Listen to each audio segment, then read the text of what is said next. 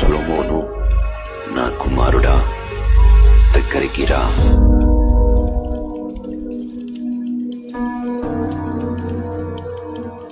మనందరము పోవలసిన దారిలో నేను పోవచున్నాను. నిబ్బరముగా ఉండి ధైర్యముగా ప్రవర్తించు. తండ్రి, అప్పుడే కాదు, ఇశ్రాయేలుకు ఇంకా మీ జ్ఞానం కావాలి. నాకు కూడా మీ అవసరం ఉంది. నీ దేవుడైన యెహోవా ఆజ్ఞలను పాటించు, ఆయన మార్గములో నడువు. మోషే ధర్మశాస్త్రములో వ్రాయబడిన ఆజ్ఞలు, కట్టడలు గైకొను.